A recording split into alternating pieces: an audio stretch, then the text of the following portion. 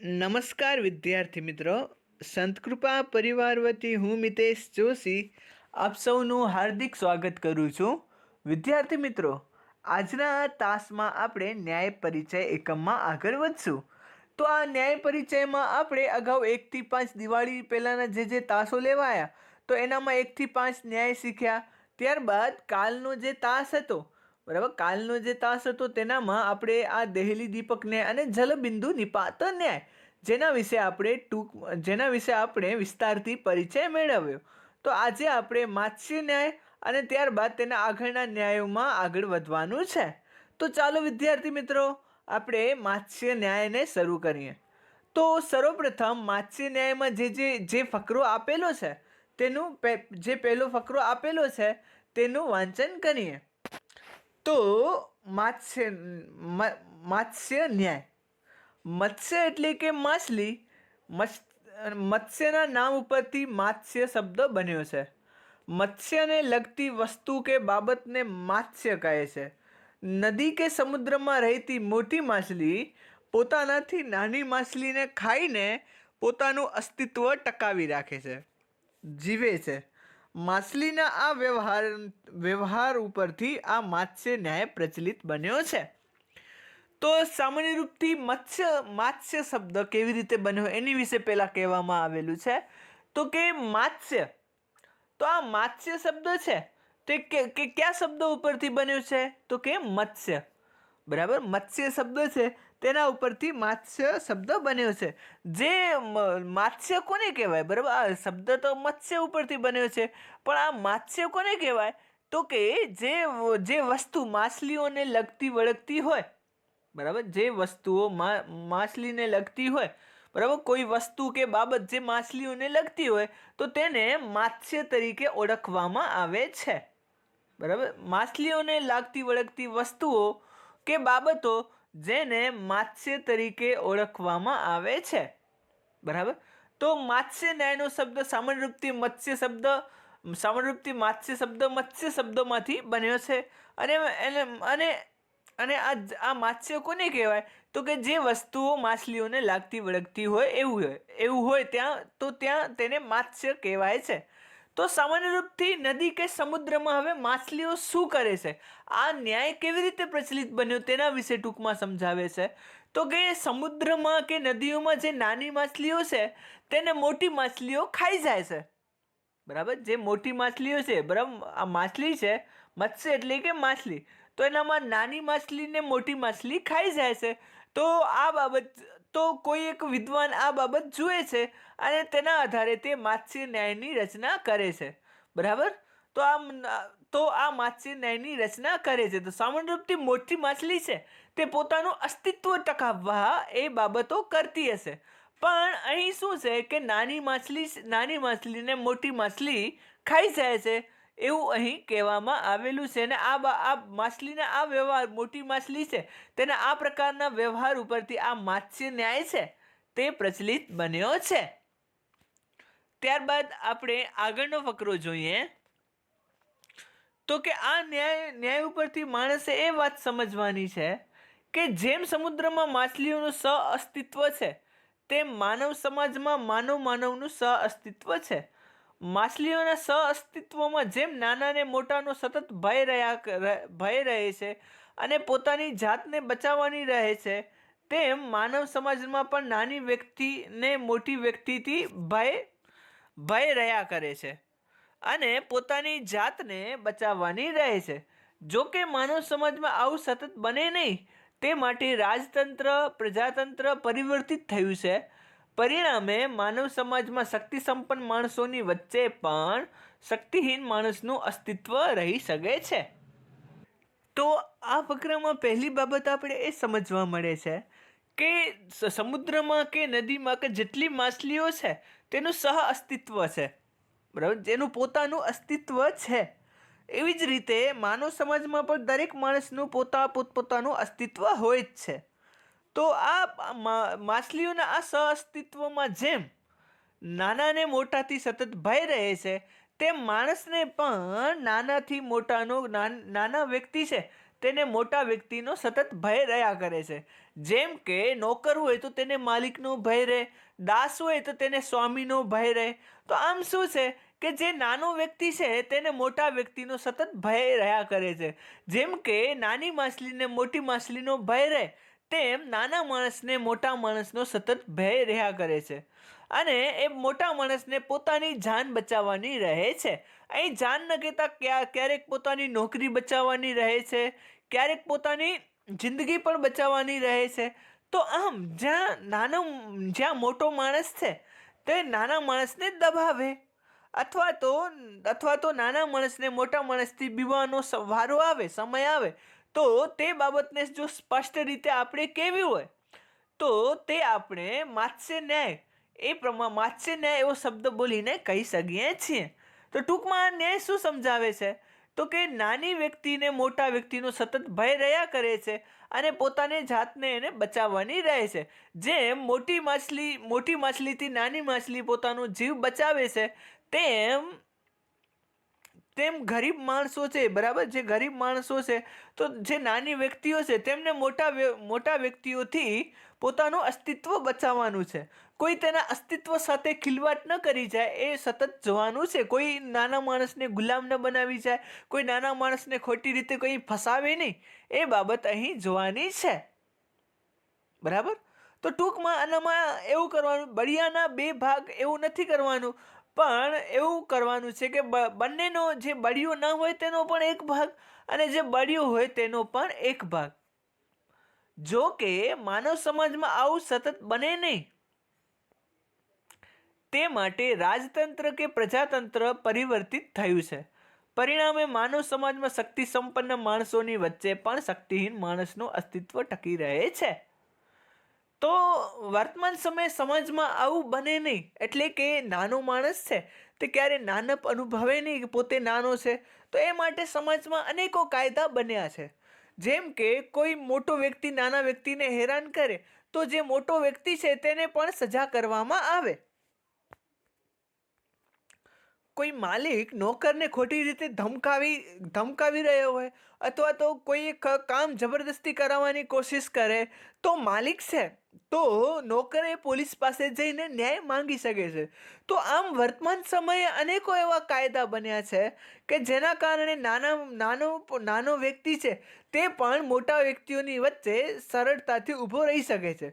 પણ અહીં ટૂંકમાં સમજાવે છે શું કે નાના વ્યક્તિઓ વચ્ચે મોટા વ્યક્તિઓ વચ્ચે નાનો વ્યક્તિ રહે, બરાબર, ને આ વ્યક્તિ સામે નાના વ્યક્તિએ સતત પોતાનું અસ્તિત્વ ટકાવવાનું હોય છે. એમાં સમજાવે છે જેમ માછલી છે તો જેમ માછલીને મોટી માછલીથી બચવાનું છે, તેમ નાના માણસને પણ મોટા માણસથી બચવાનું છે. એવી બાબત આ ન્યાય સમજાવે છે. વાતચીત દરમિયાન આગળનો ફકરો વાંચીએ તો કે વાતચીત દરમિયાન કોઈ એવો સંદર્ભ રચાય કે કોઈ બળવાન માણસ નિર્બળ માણસને પીડી રહ્યો હોય કે તેની નિર્બળના ભોગે પોતાનું સામ્રાજ્ય કે અસ્તિત્વ ટકાવી રાખવાની ચેષ્ટા કરતો હોય, તો તેવા સંદર્ભે તે વ્યક્તિની અમાનવીય વર્તણૂકને સચોટ રીતે વ્યક્ત કરવા માટે માત્સ્ય ન્યાય વાપરી શકાય છે. તો વિદ્યાર્થી મિત્રો, અહીં સમજાવે છે કે કોઈ બળવાન માણસ હોય, બરાબર, તો કોઈ નિર્બળ માણસને પીડી રહ્યો હોય, નિર્બળ માણસ હોય તેને ખોટી રીતે ધાક ધમકી કરી રહ્યો હોય, તો તેવા માણસને વ્યક્ત કરવા ઉપરાંત જે નિર્બળ માણસ છે તો તે નિર્બળ માણસની નિર્બળતાના ભોગે કોઈ એક બળવાન માણસ છે તે પોતાનું સામ્રાજ્ય કે અસ્તિત્વ ટકાવી રાખવાની ચેષ્ટા કરતો હોય, બરાબર, એની જે નિર્બળતાના ભોગે, જે નિર્બળ માણસ છે એના ભોગે પોતાની સામ્રાજ્યને ટકાવી રાખવાની ચેષ્ટા કરતો હોય, કોશિશ કરતો હોય, તો તેવા માણસની અમાનવીય વર્તણૂકને સચોટ રીતે વ્યક્ત કરવા માટે માત્સ્ય ન્યાય વાપરવામાં આવે છે. બરાબર. તો તેવા માણસની આ વર્તણૂકને વ્યક્ત કરવા માત્સ્ય ન્યાય આપણે વાપરી શકીએ છીએ. તો વિદ્યાર્થી મિત્રો, શું તમને ઉપરોક્ત ન્યાય બરાબર સમજાયો ને? આશા છે ઉપરોક્ત ન્યાય બરાબર સમજાઈ ગયો હશે. તો ત્યારબાદ આપણે આગળનો જે ન્યાય છે પિષ્ટ પેષણ ન્યાય, તો તેનામાં જોઈએ તો પિષ્ટ એટલે દળેલી કોઈ વસ્તુ અને પેષણ એટલે કે દળવું. પિષ્ટ એટલે કે દળેલી વસ્તુની પેષણ એટલે કે દળવાની ક્રિયાને પિષ્ટ પેષણ કહે છે. સામાન્ય રીતે કોઈ વસ્તુ પિષ્ટ દળેલી જ હોય તો તેને દળવાની જરૂર હોતી નથી.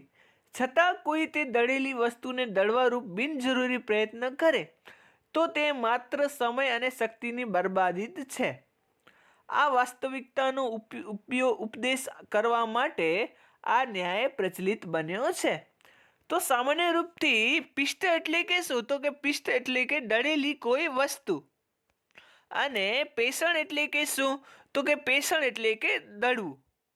તો પિષ્ટ એટલે કે દળેલી વસ્તુ અને પેષણ એટલે કે દળવું. એટલે કે દળેલી વસ્તુને દળવું તો તેને શું કહેવાય?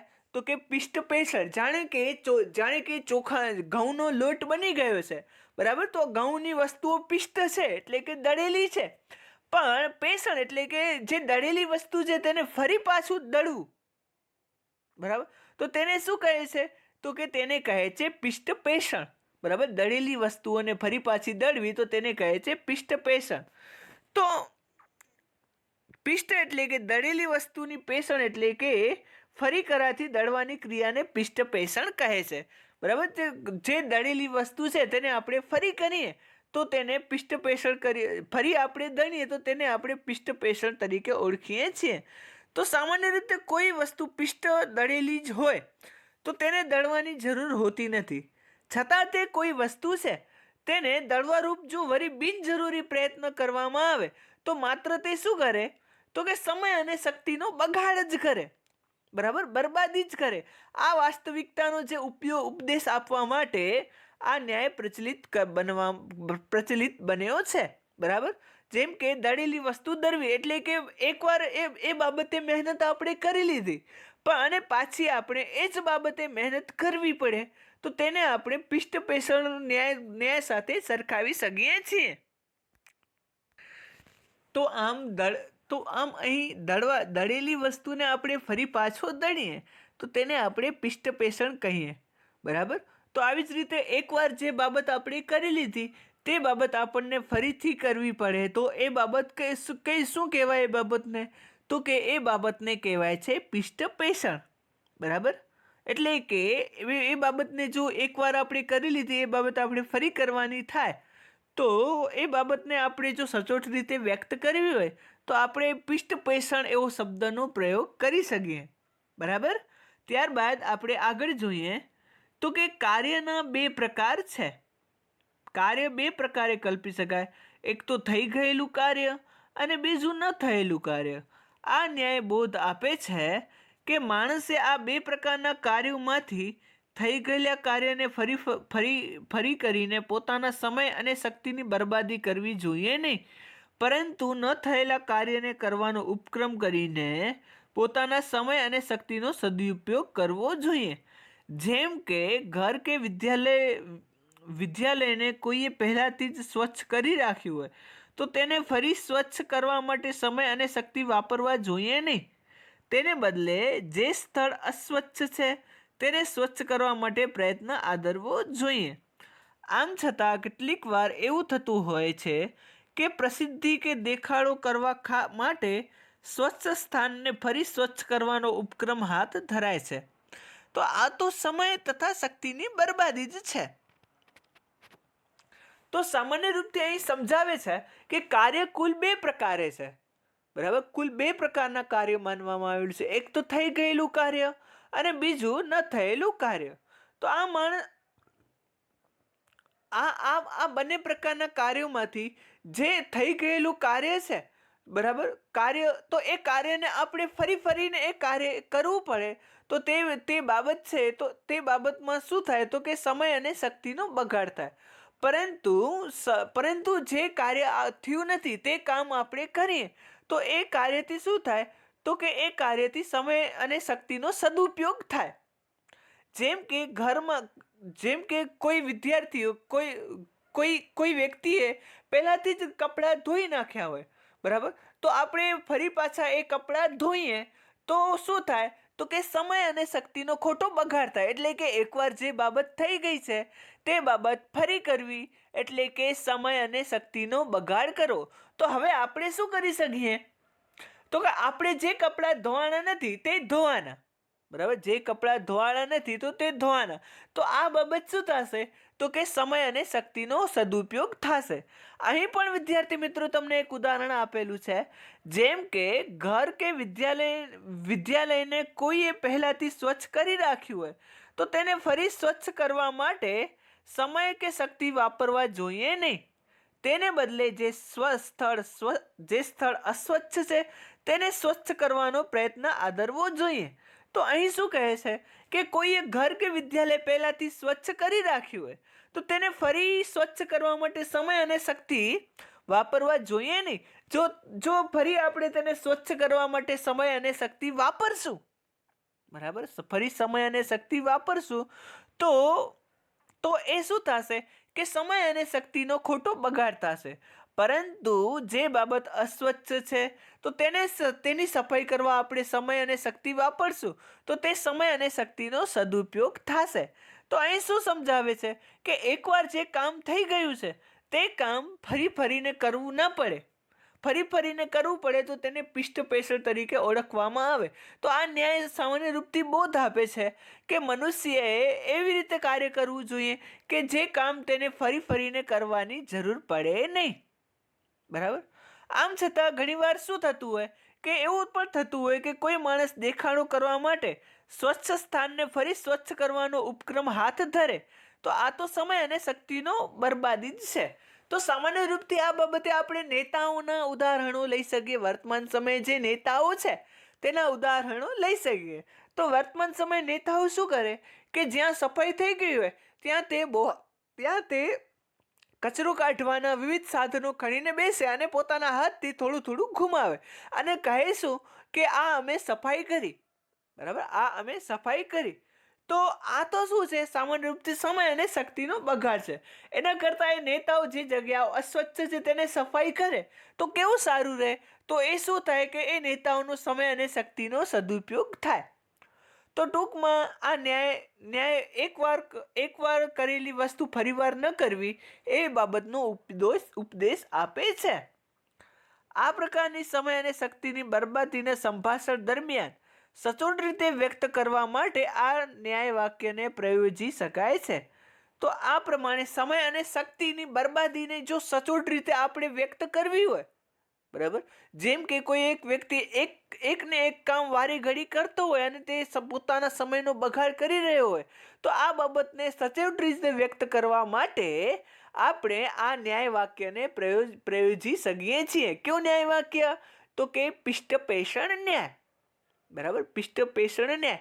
આ ન્યાય વાક્યને આપણે પ્રયોજી શકીએ છીએ. ત્યારબાદ વિદ્યાર્થી મિત્રો, શું તમને ઉપરોક્ત ન્યાય બરાબર સમજાયો ને? આશા છે સમજાયો હશે. ત્યારબાદ આપણે આગળનો 10મો ન્યાય કૂપમંડુક ન્યાય એ ન્યાયને જોઈએ. તો ચાલો વિદ્યાર્થી મિત્રો આપણે કૂપમંડુક ન્યાય જોઈએ. તો કે કૂપ એટલે કે કૂવો અને મંડુક એટલે કે દેડકો. કૂવો દેડકાનું જન્મસ્થાન અને નિવાસસ્થાન છે. કૂવામાં જન્મીને કૂવામાં જ નિવાસ કરતો મંડુક કૂવામાં જ આમથી તેમ ફરતો રહે છે, પણ તેને કૂવા સિવાય બીજે ક્યાંય જવાનો અવસર મળતો નથી. તેને પોતાના નિવાસસ્થાન સિવાયની બીજી કોઈ જગ્યા તેણે જોઈ નથી અને તેને દેખાતી નથી. પરિણામે તે કૂવાને જ આખું જગત સમજે છે. કૂવાની બહાર રહેલા અતિ વિશાળ જગતનો તેને જરા સરખો પરિચય થઈ શકતો નથી. કૂવામાં રહેલા આ દેડકાની સ્થિતિ ઉપરથી આ ન્યાય પ્રચલિત બન્યો છે. તો સામાન્ય રૂપથી આ ન્યાય કહે છે કે કૂવો અને દેડકો એની આ વાત કહે છે. સામાન્ય રૂપથી કૂપ એટલે કે કૂવો અને મંડુક એટલે કે શું? તો કે મંડુક એટલે કે દેડકો, બરાબર. કૂપ એટલે કૂવો અને મંડુક એટલે કે દેડકો. તો કૂવામાં રહેલો દેડકો એટલે કહેવાય કૂપ મંડુક. તો સામાન્ય રૂપથી એક દેડકો છે તે કૂવામાં જ જન્મે છે અને એનો જન્મથી જ તેનો કૂવો જ નિવાસ સ્થાન છે. બરાબર. તો આ કૂવામાં જ તે આજુબાજુ ફરતો રહે છે અને દેડકાને લાગે છે કે આ જ ખાલી દુનિયા છે, કૂવામાં આજુબાજુ ફરવું એ જ મારું આ દુનિયા છે ને ખરેખર આ જ દુનિયા છે. પણ તે બહાર કૂવાની બારે જે અતિ વિશાળ દુનિયા છે તેને તે જોતો પણ નથી. બરાબર, તેને તે ક્યારે પણ જરાય સરખો જોતો નથી. તો કૂવામાં રહેલા આ દેડકાની પરિસ્થિતિને વ્યક્ત કરવા માટે આ ન્યાય પ્રચલિત બન્યો છે. તો સામાન્ય રૂપથી કૂવાનો દેડકો શું વિચારે છે? તો કે કૂવાનો દેડકો વિચારે છે કે આ ખાલી કૂવો એટલી જ દુનિયા છે, એના સિવાય બીજી કોઈ દુનિયા જ નથી. બરાબર, દેડકો એ પ્રમાણે વિચારે છે. દેડકાને ખરેખર ખબર નથી હોતી કે કૂવાની બારે પણ અતિ વિશાળ જગત છે. બરાબર. તો દેડકાની જે આ પરિસ્થિતિ છે તેને વ્યક્ત કરવા માટે કૂપમંડુક ન્યાય લેવામાં આવ્યો છે. બરાબર, કૂપમંડુક ન્યાય લેવામાં આવ્યો છે. ત્યારબાદ આપણે આગળનો ફકરો વાંચીએ.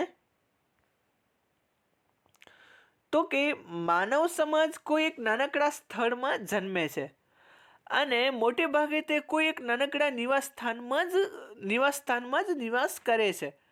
મોટા ભાગે માનવીનું જીવન પોતાના જન્મ અને નિવાસ સ્થળમાં જ વ્યતીત થાય છે. એ જરૂરી નથી કે બધા માણસો દેશ વિદેશને પ્રત્યક્ષ રીતે જોવાનો અવસર મળે જ, પરંતુ જો માણસ ઈચ્છે તો શિક્ષા પ્રાપ્ત કરીને આ શિક્ષાના માધ્યમથી જગતભરનો પરિચય મેળવી શકે છે. આમ થતાં માણસને જગતની વિશાળતાનો અને વિશાળ જગતની સામે પોતાની સ્થિતિનો અહેસાસ થાય છે. આ અહેસાસ માણસના મનને અને હૃદયને વિશાળ બનાવે છે. માનવ અને હૃદયની વિશાળતાનો માણસનો વ્યવહાર મૃદુ અને પરગજ્જુ બની જતું હોય છે. આ રીતે વિશાળ જગતનો પરિચય અનેક ઉત્કર્ષ સાંધતો હોય છે. પણ જે માણસ શિક્ષણ ન મેળવીને કે પ્રવાસ ન ખેડવીને માત્ર પોતાના નિવાસસ્થાન રૂપી નાનકડા ભાગમાં રહીને જીવન જીવે છે, તેને વિશાળ જગતનો કોઈ જ ખ્યાલ આવતો નથી. એને મન તો પોતાનું ગામ કે શહેર સમગ્ર જગત બની રહે છે. આવી વ્યક્તિની વિચારસરણી પણ સીમિત જ હોય છે. આ સીમિત વિચારસરણી માનવીના મન અને હૃદયને પણ સંકુચિત કરી મૂકે છે. તો સામાન્ય રૂપથી માણસ છે, મોટા ભાગે માણસ જ્યાં જન્મે છે ત્યાં જ તે પોતાનું જીવન વ્યતીત કરે છે. બરાબર, બધા માણસના જીવનમાં એવું નથી હોતું કે તે વિદેશ જઈને પ્રવાસ કરે અને ત્યાંથી વિવિધ બાબતોનો પરિચય, ત્યાંથી તે બીજી પણ આ આપણા ખંડ સિવાય બીજા પણ અનેકો ખંડો છે તેનો પરિચય મેળવે. તો ઘણા બધાના માણસના જીવનમાં એવું નથી હોતું કે તે દેશ વિદેશ જઈને બીજા દેશોને જુએ. બરાબર, પણ જો માણસ ઈચ્છે તો એ વિદેશોનો પરિચય મેળવી શકે છે. કેવી રીતે? તો કે એ શિક્ષાના માધ્યમથી એ પરિચય મેળવી શકે છે. બરાબર, શિક્ષાના માધ્યમથી એ જાણી શકે છે કે આ પૃથ્વીમાં કેટલા ખંડો છે. બરાબર, પૃથ્વી કેટલી વિશાળ છે. તો આ બધું એ પોતાના શિક્ષણના માધ્યમથી જાણકારી મેળવી શકે છે. તો આ શું કરે છે જાણકારી? તો આ જાણકારી મનુષ્યનું જે જ્ઞાન છે તે એને પરફેક્ટ બનાવે છે, એને પૂર્ણ બનાવે છે અને આ કારણે માણસને અનેકો સહાયતાઓ મળે છે. પરંતુ ઘણા બધા માણસો એવા જ હોય છે જેને ભણવાનો કોઈ અવસર પણ નથી મળ્યો અને સાથે સાથે તેઓ વિદેશ પણ નથી ગયા. તો આવા માણસના મનમાં શું હોય છે? તો કે આવા માણસના મનમાં કૂવાની દેડકાની જેમ તે પોતાના ગામ કે શહેર કે પોતાના મહોલ્લાને જ તે આખી દુનિયા માનતો હોય છે. બરાબર, તો આવા માણસ છે તેની વિચારસરણી પણ સીમિત હોય છે કૂવાના દેડકાની જેમ.